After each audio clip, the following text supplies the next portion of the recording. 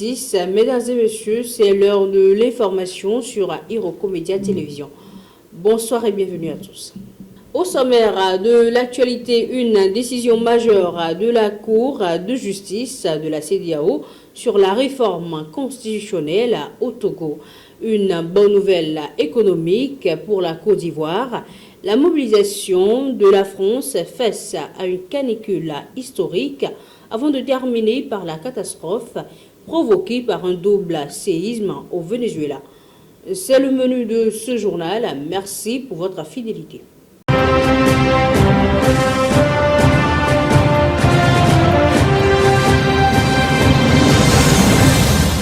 On démarre avec le Togo. La Cour de justice de la CEDEAO dénonce un changement anticonstitutionnel de gouvernement.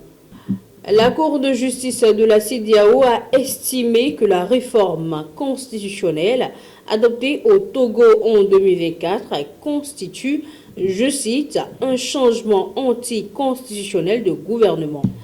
Selon les juges, cette révision qui a transformé le régime politique en système parlementaire et permis à Faure Gnassingbé de devenir président du Conseil contrevient aux principes démocratiques de l'organisation régionale.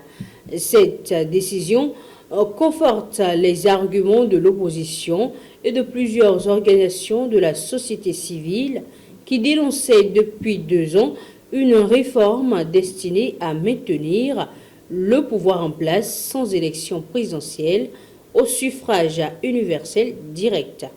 Si l'arrêt ne remet pas automatiquement en cause les institutions togolaises, il exerce une forte pression politique sur les autorités et relance le débat sur le respect des normes démocratiques au sein de la CEDEAO. Cette décision pourrait également influencer les futures discussions entre Lomé et ses partenaires régionaux.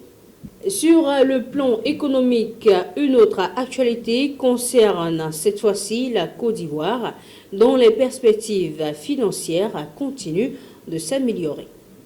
La Côte d'Ivoire a franchi une étape importante en matière de gestion de sa dette publique. Le pays figure désormais parmi les États considérés comme présentant un faible risque de surendettement. Une évolution saluée par les institutions financières internationales. Cette amélioration est le résultat d'une croissance économique soutenue, d'une meilleure mobilisation des recettes publiques et d'une gestion plus rigoureuse des finances de l'État. Cette nouvelle classification devrait renforcer la confiance des investisseurs et faciliter l'accès du pays aux financements internationaux à des conditions plus favorables.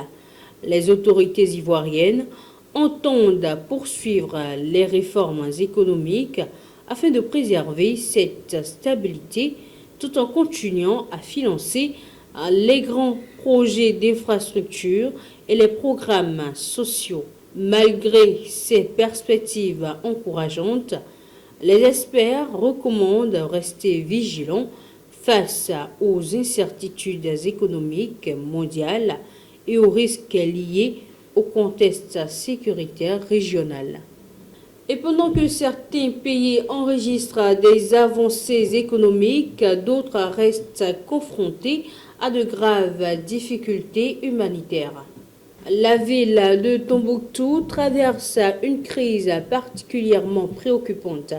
Depuis plusieurs jours, en effet, les habitants sont privés d'électricité et d'eau potable en raison d'une pénurie de carburant qui affecte le fonctionnement des groupes électrogènes. Cette situation complique considérablement le quotidien de la population, des centres de santé, des commerces et des établissements publics. Les réserves de carburant sont presque épuisées depuis plusieurs semaines en raison des difficultés d'approvisionnement liées à l'insécurité persistante dans le nord du pays. Les autorités locales tente de trouver des solutions pour rétablir les services essentiels, mais les contraintes logistiques demeurent importantes. Les organisations humanitaires s'inquiètent des conséquences sanitaires de cette crise, notamment en raison du manque d'eau potable et des fortes chaleurs qui touchent la région. Enfin, l'actualité nous conduit en Amérique du Sud où les secours poursuivent une course contre la montre. Le Venezuela poursuit les opérations de secours après le double séisme de magnitude 7,2 et 7,5 survenu dans la soirée de ce 24 juillet 2026. Selon le dernier bilan officiel, la catastrophe a fait 589 morts et 2980 blessés, tandis que les recherches se poursuivent pour retrouver des personnes toujours ensevelies sous les décombres. Plus de 2200 familles ont été sinistrées et environ 250 bâtiments ont été détruits ou gravement endommagés. Les équipes de secours, appuyées par des volontaires et des renforts internationaux, continuent de fouiller les zones les plus touchées malgré les nombreuses répliques et les difficultés d'accès. Les autorités ont maintenu l'état d'urgence et appellent la population à éviter les bâtiments fragilisés. À noter que plusieurs pays ainsi que les Nations Unies ont annoncé l'envoi d'une aide humanitaire pour soutenir les opérations de sauvetage et la prise en charge des victimes. Le bilan reste provisoire et pourrait encore s'alourdir au fil des recherches. C'est tout pour cette session d'information. Merci de nous avoir suivis. À très bientôt.